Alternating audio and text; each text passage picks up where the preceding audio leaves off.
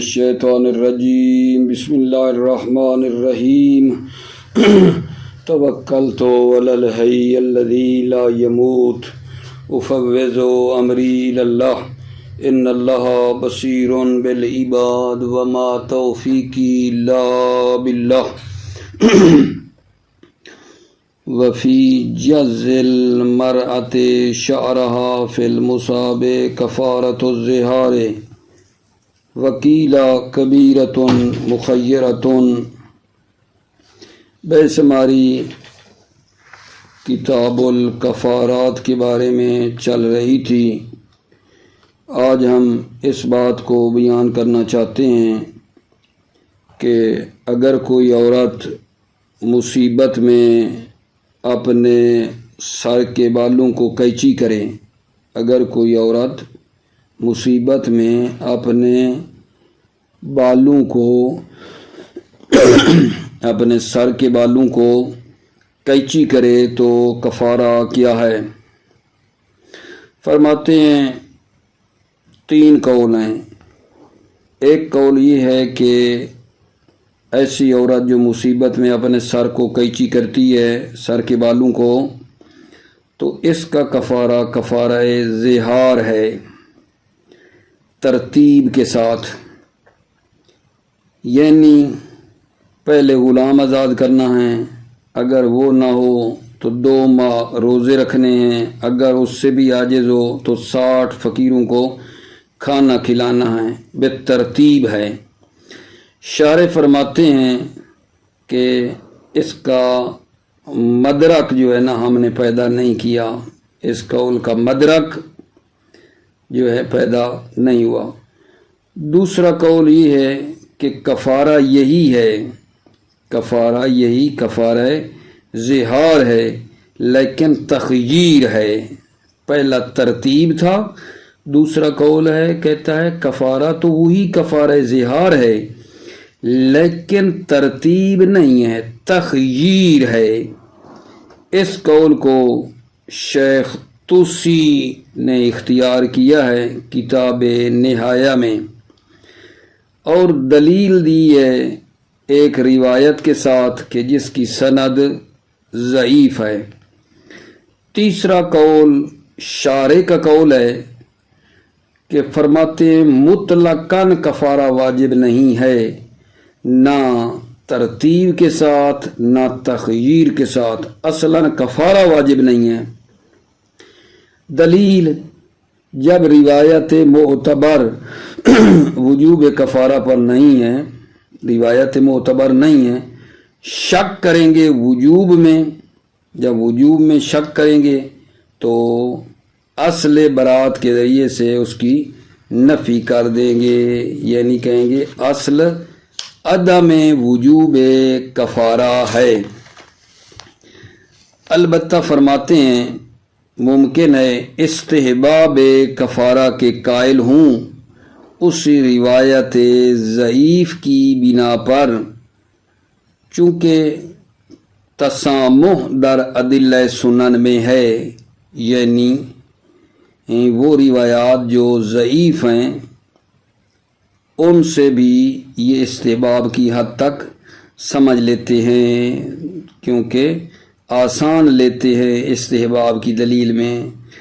باب تسامح در ادلہ سنن، یہ اصول میں ایک بحث ہے، تسامح در ادلہ سنن، وہاں روایت ضعیف سے بھی استفادہ کر لیتے ہیں، لہذا اسی وجہ سے کہتے ہیں روایت ضعیف ہے لیکن استحباب کفارہ ہم اس سے سمجھ لیتے ہیں۔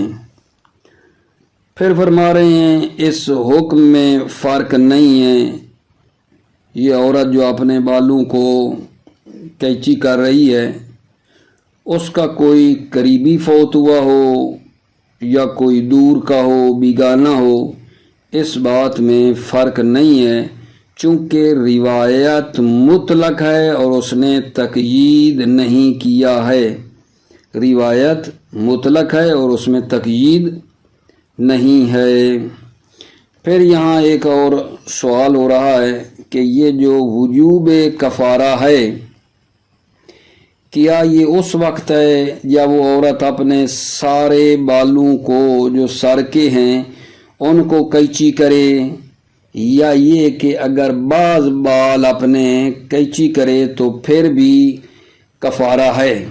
سوال، یہ جو کفارہ ہم بات کر رہے ہیں یہ اس صورت میں واجب ہے جب سارے بال قینچی کرے، یا اپنے بعض بال کو بھی وہ قینچی کرے تو کفارہ ہے؟ کیا ہے سوال؟ دو قول ہیں جی، دو قول ہیں۔ ایک قول یہ ہے کہ ظاہر روایت یہ ہے کہ جب وہ عورت اپنے سر کے تمام بال قینچی کرے گی تو کفارہ ہوگا، تمام بالوں پر کفارہ ہے، بعض پر کفارہ نہیں ہے۔ ظاہر روایت یہ کہہ رہی ہے کہ تمام بال قینچی کرے تو کفارہ ہے، بعض پر کفارہ نہیں ہے، چونکہ روایت میں جو کلمہ شعر ہے، شعر یہ مضاف ہوا ہے شعرہا، یا اس پر الف لام ہے، الشعر ہے، ٹھیک ہے؟ تو علم اصول میں یہ بات ثابت ہو چکی ہے کہ جمع معرف الف لام یا وہ جمع جو مضاف ہے وہ عموم پر دلالت کرتی ہے، تو پس اس سے تمام بال جو ہیں نا وہ سمجھ میں آتے ہیں کہ جب تمام بال وہ اپنے قینچی کرے گی تو کفارہ ہوگا، بعض پر کفارہ نہیں ہے۔ اس کے بعد ایک دوسرا قول ہے، آگے مصنف نے کتاب دروس میں اختیار کیا ہے، وہ فرماتے ہیں کہ نہیں، فرق نہیں ہے، تمام بال ہوں یا بعض بال ہوں، بعض بال قینچی کرے تو اس پر بھی کفارہ ہے، کیونکہ عرف جو ہے اس کی نظر میں بعض بال بھی آ جاتے ہیں، عرف جو ہے اس بعض بالوں کو بھی لے لیتا ہے۔ تو آغا مرحوم مصنف کتاب دروس میں کہتے ہیں کہ بعض بال اگر وہ قینچی کرتی ہے تو اس پر بھی کفارہ ہے، اس پر بھی کفارہ ہے۔ ٹھیک ہو گئی بات آغا جان؟ اسی طرح ایک بات اور ہے کہ اگر وہ عورت اپنے سر کے بالوں کو کسی بلیڈ کے ذریعے سے کیا کرتی ہے، حلق کر لیتی ہے، یا اپنے بالوں کو وہ جلا دیتی ہے مصیبت میں، تو کیا اس کو ہم ملحق کریں اسی کے ساتھ جو قینچی کرتی ہے؟ بات سمجھے، اگر کوئی عورت اپنے سر کے بالوں کا حلق کرتی ہے سیرے سے، بلیڈ سے، یا جلا دیتی ہے تو اس کو ملحق کریں گے اسی جز کے ساتھ، قینچی کرنے کے ساتھ، یا نہیں؟ اس کا کیا حکم ہے؟ اس میں بھی دو قول ہیں۔ ایک قول مصنف ہے کتاب دروس میں، انہوں نے اس کو ملحق کیا ہے، اس کو ملحق کیا ہے اسی قینچی کرنے والے حکم کے ساتھ۔ دوسرا قول یہ ہے کہ وہ کہتے ہیں ملحق نہیں کرتے، کیونکہ اس پر روایت نہیں ہے، اور جب روایت نہیں ہے تو شک کریں گے، جب شک ہوگا تکلیف میں تو براعت جاری کریں گے، براعت جاری کر دیں گے۔ ٹھیک ہو گئی بات آغا جان؟ توجہ فرما لیں، پھر آگے ادامہ دیتے ہیں۔ بسم اللہ الرحمن الرحیم، توکلت علی اللہ حسبی اللہ۔ وفی جزء المرأة شعرها في المصاب كفارة الزهار على ما اختاره هنا وقبله والعلامة في بعض كتبه وابن ادریس۔ فی جزء المرأة شعرها، عورت جب اپنے بالوں کو قینچی کرے، فی المصاب مصیبت میں، تو کفارۃ الزہار، زہار کا کفارہ ہے۔ اللہ مختارہ ہونا، جس کو مصنف نے یہاں اختیار کیا ہے، وَقَبْلَهُ الْعَلَامَةُ فِي بَعْضِ كُتُبِهِ، وَقَبْلَهُ، اور مصنف سے پہلے علامہ نے اپنی بعض کتابوں میں اس کو اختیار کیا ہے اور ابن ادریس نے اختیار کیا ہے۔ شہید ثانی فرماتے ہیں وَلَمْ نَقِفْ عَلَى الْمَأْخَذِ، اور ہم نے اس کے مدرک کو پیدا نہیں کیا ہے، مأخذ و مدرک کو پیدا نہیں کیا ہے۔ دوسرا قول اس بارے میں آگا جان کفارے میں وَقِيلَ كَبِيرَةٌ مُخَيَّرَةٌ، ایک قیل ہے کہ کفارہ کبیرہ بڑا ہے لیکن ہے اختیاری ہے۔ تو یہ کفارہ کبیرہ کون ہے؟ یہ وہی کفارہ زہار ہے، کفارہ زہار ہے، لیکن اس کو کبیرہ بھلا یہاں کیوں کہا ہے؟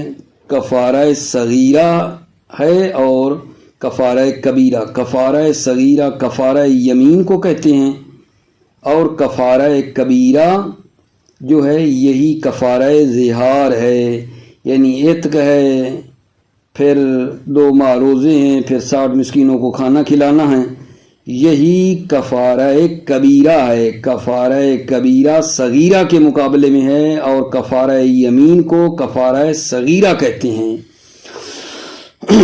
وَقِيلَ كَبِيرَةٌ، ایک قیل ہے کفارہ کبیرہ ہے، مُخَيَّرَةٌ، مخیرہ ہے۔ تو یہاں بات ہو سکتی ہے پہلا بھی تو کفارہ زہار تھا اور کبیرہ بھی آپ کہہ رہے ہیں وہی کفارہ زہار ہے، فرق کیا ہوا؟ اس میں ترتیب ہے پہلے قول میں، اس میں مخیرہ، ترتیب نہیں ہے، اختیار ہے۔ کیا مطلب اختیار ہے؟ غلام آزاد کرائے، 2 مہینے روزے رکھے، یا 60 مسکینوں کو کھانا کھلائے۔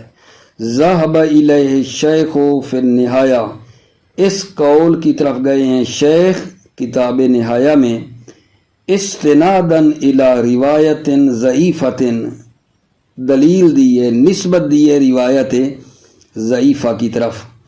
وفی الدروس نسب القول الثانی الی الشیخ ولم یذکر الاول،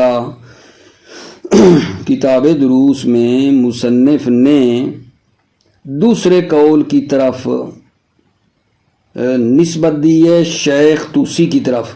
فی الدروس نسب القول الثانی الی الشیخ، کتاب دروس میں دوسرے قول کی نسبت دی ہے مصنف نے شیخ کی طرف۔ وَلَمْ يَذْكُرِ الْأَوَّلَ، اور پہلے قول کو ذکر ہی نہیں کیا ہے۔ وَالْأَقْوَى، یہ تیسرا قول بنتا ہے فی جز المرأۃ شعرہا کے کفارہ میں، یہ تیسرا قول ہے شہید ثانی کا۔ وَالْأَقْوَى عدم الکفارۃ مطلقاً، اقوا یہ ہے کہ کفارہ نہیں ہے مطلقاً، یعنی نہ مخیرہ نہ مرتبہ، کفارہ نہیں ہے۔ دلیل لِأَصَالَةِ الْبَرَاءَۃِ، اصالہ برات ہے، اصل برات جاری کریں گے، شک کریں گے کفارہ کے بارے میں تو برات جاری کریں گے، کیونکہ روایت کوئی صحیح نہیں یہاں پائی جاتی کفارہ کے بارے میں۔ نعم یستحب لصلاحیت الروایت لأدلۃ السنن، جی ہاں کفارہ مستحب ہے چونکہ روایت صلاحیت رکھتی ہے ادلہ سنن کی بنا پر۔ ادلہ سنن، تسامح در ادلہ سنن جو ہیں وہ ضعیف بھی ہوں تو استحباب سے لے لیتے ہیں۔ نعم یستحب، جی ہاں کفارہ مستحب ہے، لصلاحیت الروایت، چونکہ روایت صلاحیت رکھتی ہے، لأدلہ سنن، ادلہ سنن کی بنا پر۔ ولا فرق فی المصاب بین القریب وغیرہ للاطلاق، فرق نہیں ہے اس مصیبت میں بین القریب، قریبی ہو، وغیرہ اور غیر قریب ہو، دور کا ہو جس میں عورت سر کے بال قینچی کر رہی ہے، للاطلاق چونکہ روایت مطلق ہے۔ آگے بات ہی آ گئی کہ یہ تمام بال قینچی کرے تو کفارہ ہے یا بعض بال قینچی کرے تو کفارہ ہے۔ اس سلسلے میں بھی 2 قول تھے جیسا کہ تھوڑا سا خارج میں عرض کیا۔ وَهَلْ يُفَرَّقُ بَيْنَ الْكُلِّ وَالْبَعْضِ، کیا فرق ہے کل شعر اور بعض شعر کے درمیان، کیا فرق کیا جائے گا؟ ظاہر الروایت اعتبار الکل، ظاہر روایت یہ ہے کہ کل کا اعتبار ہے. کیا مطلب؟ یعنی جب کل بال کل شعر کو قیچی کرے تو کفارہ ہے. ظاہر الروایت اعتبار الکل، ظاہر روایت یہ ہے کہ کل معتبر ہے، سارے بال قیچی کرے تو کفارہ ہے.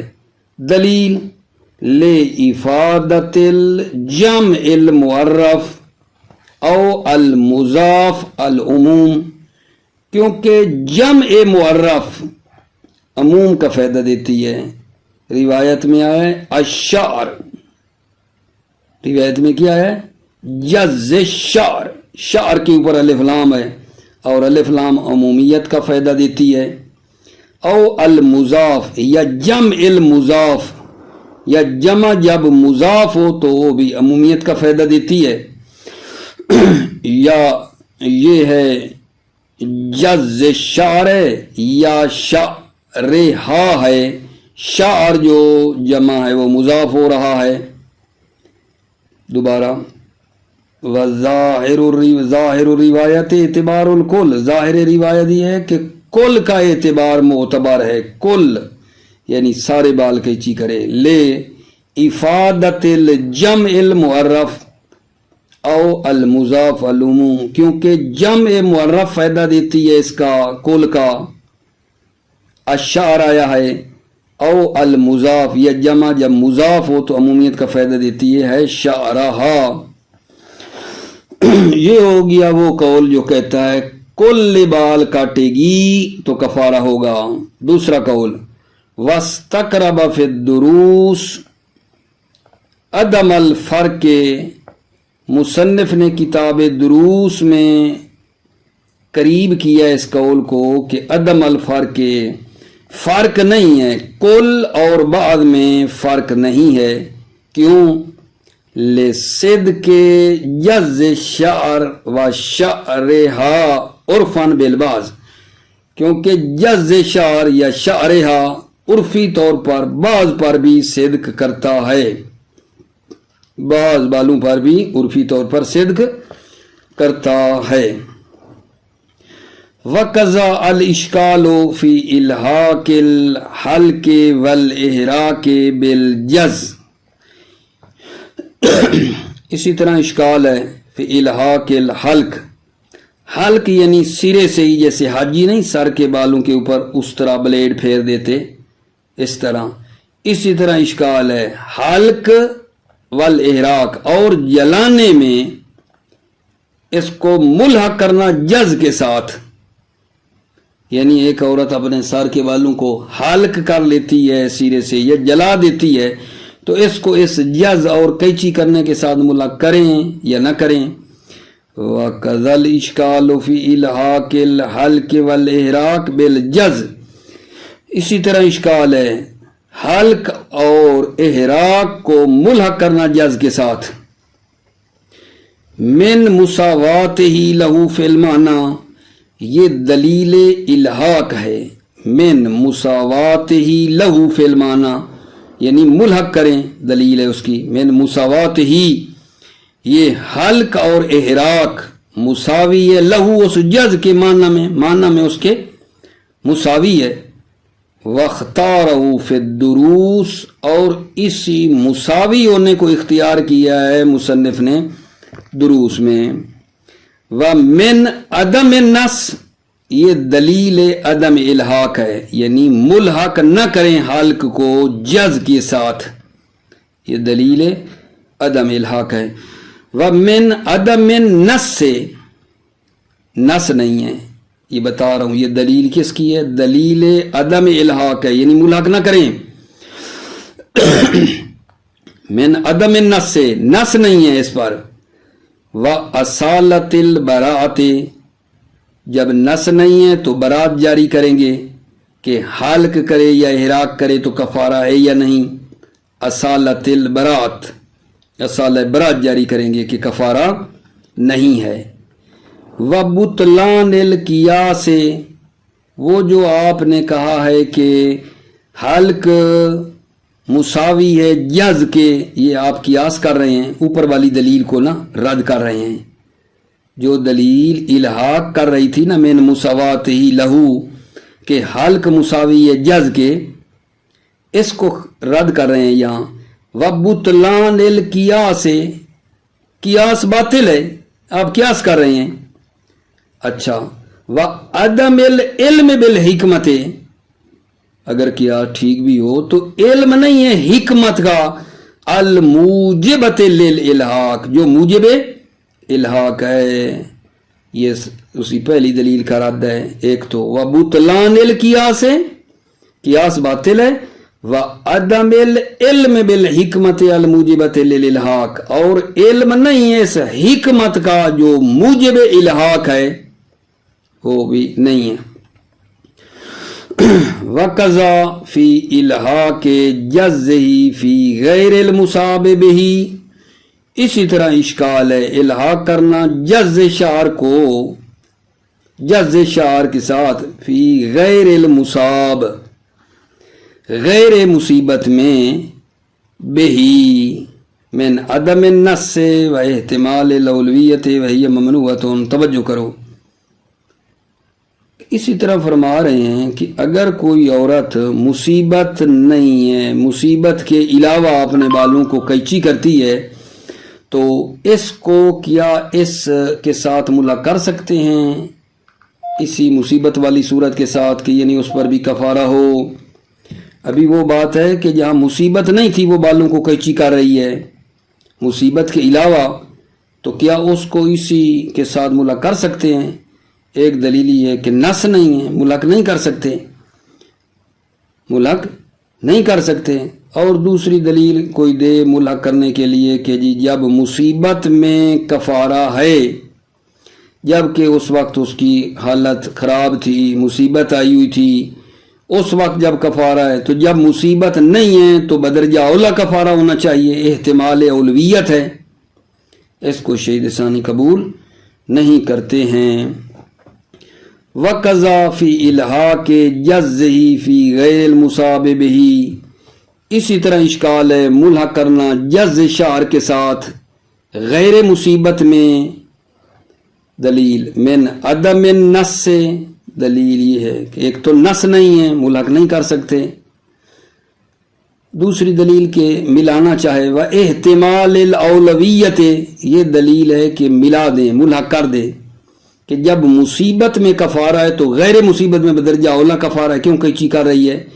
وہ احتمال الاولویت، احتمال اولویت ہے تو بس ملحق کرنا چاہیے. وَهِيَ مَمْنُوعَةٌ، شہید ثانی فرماتے ہیں یہ احتمال اولویت ممنوع ہے. کیوں ممنوع ہے جی؟ کیونکہ مصیبت میں ممکن ہے کفارہ ہو کہ کیوں اللہ کی رضا پر راضی نہیں ہوئی ہے، کیوں بالوں کو قینچی کیا ہے، جبکہ غیر مصیبت میں تو یہ بات ہے ہی نہیں. ٹھیک ہے، مصیبت میں تو یہ احتمال ہے نا کہ اللہ یہ دیکھنا چاہتا ہے کہ اللہ کی رضا پہ راضی کیوں نہیں ہوئی، جبکہ غیر مصیبت میں تو یہ بات نہیں ہے نا. وَهِيَ مَمْنُوعَةٌ، یہ احتمال اولویت ممنوع ہے. مطلب بعدی یہ ہے کہ اگر کوئی عورت اپنے بالوں کو کھینچتی ہے، پہلا تھا جز، قینچی کرتی ہے، ابھی فی نطفہ میں ہے، وفی نطفہ، عورت اپنے بالوں کو نوچتی ہے، کھینچتی ہے، یا اپنے چہرے کو خراش دیتی ہے، خراشتی ہے اپنے چہرے کو، یا مرد اپنے بیٹے کی موت پر کپڑے کو پھاڑ دیتا ہے، یا اپنی زوجہ کی موت پر کپڑے مرد پھاڑ دیتا ہے، تو اس کا کفارہ فرما رہے ہیں کفارہ یمین ہے. بنا بر قول اکثر کفارہ یمین ہے. دوبارہ سنیں بھلا کیا کہہ رہا ہوں. اگر کوئی عورت اپنے بالوں کو کھینچتی ہے، نتف کرتی ہے، یا اپنے چہرے کو خراشتی ہے، یا مرد اپنے بیٹے کی موت پر کپڑے پھاڑ دیتا ہے یا اپنی زوجہ کی موت پر کپڑے پھاڑ دیتا ہے تو اس کا کفارہ یمین ہے بنابر قول اکثر اس کا کفارہ کیا ہے جان یمین ہے. کفارہ یمین پیچھے آپ لوگ جان چکے ہیں کفارہ یمین کے بارے میں کہ وہ کفارہ یمین کیا ہے. ٹھیک ہو گئی بات آگا جان. اچھا اب یہاں یہ ایک بات دیکھنے والی ہے کہ یہ جو کہا ہے مرد اپنے بیٹے کی موت پر کپڑے پھاڑے تو اس بیٹے سے کیا مراد ہے. آدمی اپنے بیٹے کی موت پر کپڑے پھاڑتا ہے تو فرماتے ہیں فرق نہیں ہے یہ بیٹا اس کا صلبی اپنا بیٹا ہو یا بیٹے کا بیٹا ہو. اسی طرح نیچے چلے جائیں اپنا بیٹا ہو یا بیٹے کا بیٹا ہو. بیٹے کا بیٹا جو ہے ہو بیٹے کا چاہے بیٹی ہو یا بیٹا اس پر کرتا ہے. لیکن بیٹی کے بیٹے پر کپڑے پھاڑے تو اس میں دو قول ہیں. ٹھیک ہے. اجود یہ ہے کہ اس کا یہ حکم نہیں ہے. بیٹی کے بیٹے پر کپڑے پھاڑنے کا یہ حکم نہیں ہے. ایک کہا آدمی اپنی زوجہ جو ہے اس پر کپڑے پھاڑتا ہے تو زوجہ میں بھی فرق نہیں ہے. زوجہ دائمی ہو یا متوالی ہو یا ایسی زوجہ ہے جس کو طلاق رجعی دی گئی ہے. ٹھیک ہے. اس کا بھی یہی حکم ہے. صحیح ہو گئی بات. البتہ کنیز جو ہے وہ زوجہ کے حکم میں نہیں ہے اگرچہ اس کنیز کے ساتھ اس نے نزدیکی کی ہو یا کنیز میں ولد ہو. ٹھیک ہے نا. کنیز کا یہ حکم نہیں ہے. کنیز کا یہ حکم نہیں ہے. توجہ. وفی نطف اے نطف شعرہا او خدش وجہہا. فی نطف شعرہا عورت اپنے بالوں کو کینچی کرے. کینچی نہیں یہاں کھینچے نطف ہے. او خدش وجہہا یا اپنے چہرے کو خراشے. او شق الرجل ثوبہ یا آدمی پھاڑے ثوبہ اپنے کپڑے فی موت ولد یا اپنے بیٹے کی موت پر. او زوجت یا زوجہ کی موت پر. کفارۃ یمین علی قول الاکثر تو کفارہ یمین ہے قول اکثر کی بنا پر. ومنہم المصنف فی الدروس جازما بہ من غیر نقل خلاف. اور اکثر میں سے ان قول اکثر میں سے مصنف بھی ہے کتاب دروس میں جزم پیدا کی ہے اس پر اور نقل خلاف بھی نہیں ہے. من غیر نقل الخلاف خلاف کو بھی نقل نہیں کیا ہے. وَكَذَلِكَ الْعَلَامَةُ فِي كَثِيرٍ مِنْ كُتُبِهِ اور اسی طرح علامہ بھی کہتے ہیں اپنی بہت سی کتابوں میں وَالنِّسْبَتُهُ هُنَا إِلَى الْقَوْلِ يُشْعِرُ بِتَوَقُّفِ فِيهِ. یہاں دیکھو مصنف نے کیا کہا علی القول الاکثر. نسبتہ ہونا الی القول مصنف کا قول اکثر کی طرف ہونا یا نسبت دینا. یشعر بتوقف فیہ یہ اشعار کرتا ہے کہ توقف ہی فیہ مصنف نے اس میں توقف کیا ہے. مصنف اس میں توقف کر رہے ہیں. نسبتہ ہونا الی القول قول اکثر کی طرف یہاں نسبت دینا یشعر یہ اشعار کرتا ہے بتوقف فیہ کہ مصنف نے اس میں توقف کیا ہے فتویٰ نہیں دیا. وَهُوَ الْمُنَاسِب شہید ثانی فرماتے ہیں وَهُوَ یہ توقف جو ہے یہ مناسب ہے. کیوں؟ لِأَنَّ مُسْتَنَدُهُ الرِّوَایَةُ الَّتِي دَلَّتْ عَلَى الْحُکْمِ السَّابِقِ اس لیے کہ اس کی سند اس مستندہ اس کی سند روایت ہے کون سی التی دلت علی الحکم السابق وہ روایت جو پہلے والے حکم پر دلالت کرتی تھی پہلے والے جز المرات شعرہا والے حکم پر دلالت کرتی تھی وہی روایت ہے یہاں. والمصنف اعترف بضعفها فی الدروس اور مصنف نے اعتراف کیا بضعفها وہ روایت ضعیف ہے کتاب دروس میں اعتراف کیا ہے وہ ضعیف ہے. وَلَيْسَ بَيْنَ الْمَسْأَلَتَيْنِ فَرْقٌ إِلَّا تَحَقُّقِ الْخِلَافِ فِي الْأُولَى دُونَ هَذِهِ وَلَيْسَ بَيْنَ الْمَسْأَلَتَيْنِ فَرْقٌ، دونوں مسئلوں کے درمیان فرق نہیں ہے، دونوں مسئلوں کے درمیان، یعنی جز المرأة شعرها وفی نتف شعرها، ان میں کوئی فرق نہیں ہے، الا تحقق الخلاف فی الاولى دون هذه، مگر یہ کہ پہلے میں خلاف ہے، اختلاف محقق ہے، دون هذه اس میں اختلاف نہیں ہے، پہلے میں اختلاف ہے، اتنا فرق ہے۔ والکلام فی نتف بعض الشعر کما سبق، کلام اور گفتگو بعض بالوں کے کھینچنے میں کما سبق وہی ہے جو گزری، دو قول تھے، وہی بات یہاں بھی آئے گی، اگر کوئی بعض بالوں کو نوچتی ہے کھینچتی ہے، پہلے والی بات ہے، پہلے والی بات یعنی دو قول آ جائیں گے۔ والکلام فی نتف بعض الشعر کما سبق، کلام بعض شعر کے کھینچنے میں کما سبق وہی ہے جو گزری۔ اچھا، بیٹا سے کیا مراد ہے کہ آدمی اپنے بیٹے کی موت پر کپڑے پھاڑے۔ ولا فرق بین الولد للصلب وولد الولد وان نزلا، فرق نہیں ہے بیٹا للصلب اپنا ہو وولد الولد یا بیٹے کا بیٹا ہو، وان نزلا اگرچہ نیچے چلے جائیں، ذکرن و انثى لذکر مذکر ہو یا مؤنث ہو، للذکر ذکر کا یعنی بیٹے کا آگے بیٹا ہو یا بیٹی ہو، فرق نہیں ہے۔ وفی ولد الانثى قولان، بیٹی کے بیٹے میں دو قول ہیں، اجودہما عدم اللحوق، اجود قول یہ ہے کہ یہ ملحق نہیں ہے۔ زوجہ سے کیا مراد ہے؟ جو آدمی زوجہ کے لیے کپڑے پھاڑ رہا ہے۔ ولا فی الزوجۃ بین الدائم والمتمتع بها والمتعلقۃ رجیا زوجۃ، فرق نہیں ہے زوجہ دائمی ہو، متولی ہو، متعلقہ ہو، رجی، متعلقہ جس کو طلاق رجی دی گئی ہے زوجۃ، والمتعلقۃ رجعیا زوجہ، متعلقہ رجعیہ کیا ہے یہ میرے عزیزو؟ زوجہ ہے۔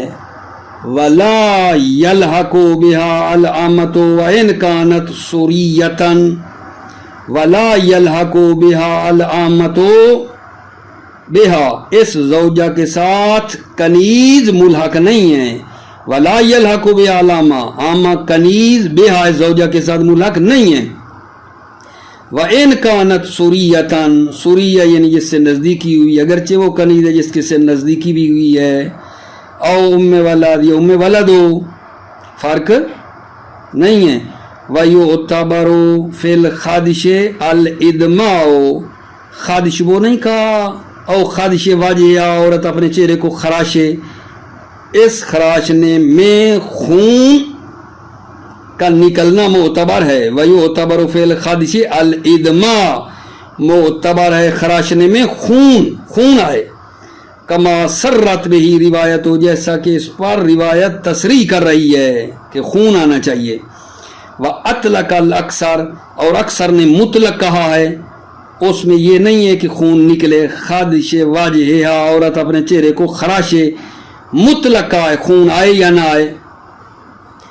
وَقَدْ سَرَّحَ جَمَاعَةٌ مِّنْهُمُ الْمُصَنِّفِ تَحْرِيرِ بِعَدَمِ الاشتراط، جماعت جن میں علامہ ہیں کتاب تحریر میں تصریح کی ہے جماعت نے، جن میں سے علامہ بھی ہے، کس بات کی؟ بعدم الاشتراط، کیا؟ بعدم الاشتراط الادماء، خون کا نکلنا شرط نہیں ہے۔